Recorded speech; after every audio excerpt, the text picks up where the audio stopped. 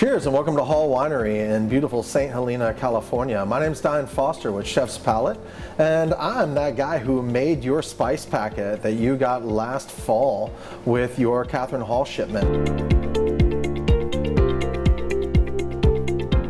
We're gonna cook this beautiful filet mignon steak to go with your Cabernet Sauvignon, okay?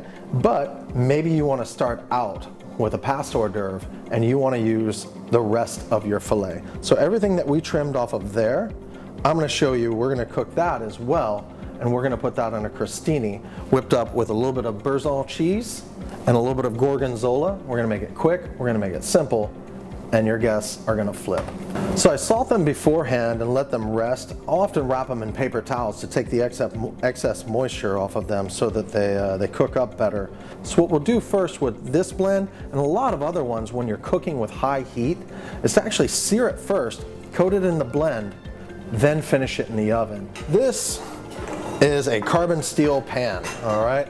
Cast iron works pretty darn well, but if you have a nice carbon steel pan, you are never going to be unhappy when it comes to searing meat. Going into the pan, we've got clarified butter. Now, you see it smoking, so maybe you don't realize that it has a very high smoke temp, but the fact of the matter is, this pan is insanely hot. We're going to throw in some garlic. We're just going to give it a little crush. Notice that it's still in its skin. All right. Be careful now. This is thyme. The garlic, as you can see, while it's browning and it's giving up some of its flavors and its oils, it's not giving that burnt flavor that it would if it didn't have that little bit of protection. So believe it or not, that little bit of skin is helping it. Now it stopped spitting, so you know that all the water is cooked out of this thyme. All right, we're gonna move these off to the side. Since we happen to have this board here, it's a good safe place to put them. We are smoking hot, and that's where we want to be when this goes down. And we're going to let the pan come back up to temperature. Every time you add something cool or cold to this pan, you're cooling down that pan. And we're going to put a couple of these in here. Now remember earlier we said that we were going to use these, we're going to slice them and make some crostini with them, all right? I wouldn't put any more than that in a pan this size. And you don't want it to lose too much heat. You want it to keep searing because you want a nice brown outside and a perfect red or pink center depending on your preference. We've got a lot of fat in the pan.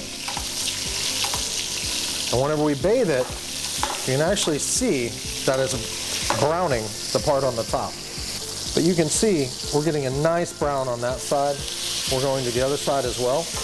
I'm going to roll this up and get the sides. We're going to have a nice crunch all the way around. So what we're going to do is we're going to finish this for just a few minutes. We're going to put it in a 250 degree oven for 10 to 15 minutes, depending on how you like your steak finished. But when it's got all this clarified butter on the outside and all the browning, it's going to hold on to that seasoning.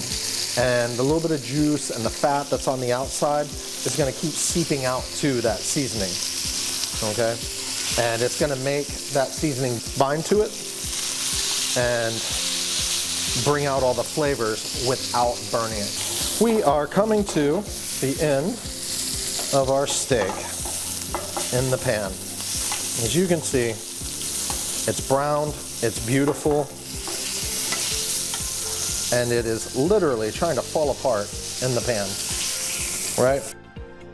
All right, so now that we've pulled those out of the pan, before we put them in the oven to get their final heat to kind of cook them a little bit through, this is where we're going to coat it. And we're going to coat it very nicely in this seasoning. We've got our oven set at about 250, and that is going to give us just enough heat to bring out all the flavors in this seasoning.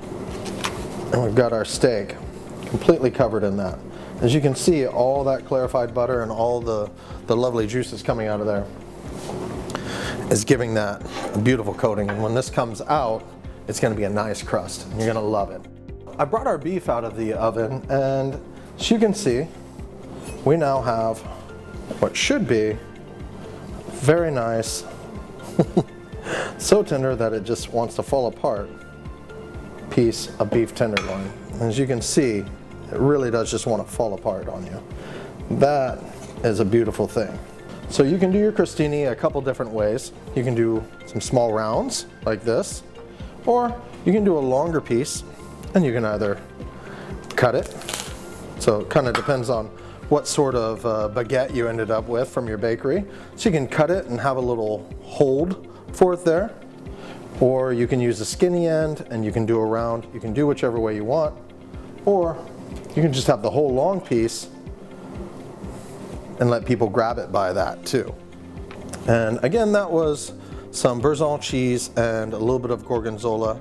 We put that together in there. We're gonna put a piece of steak on there and a little bit of finishing salt. So if you want to go the extra mile, I like a little bit of caramelized onion, or maybe even bring in some spiced nuts to go on these crostini. So now we have our center of the plate filet that's come out of the oven. And this we finished just rare. You can see that if you do it right, it's still going to be a beautiful red inside.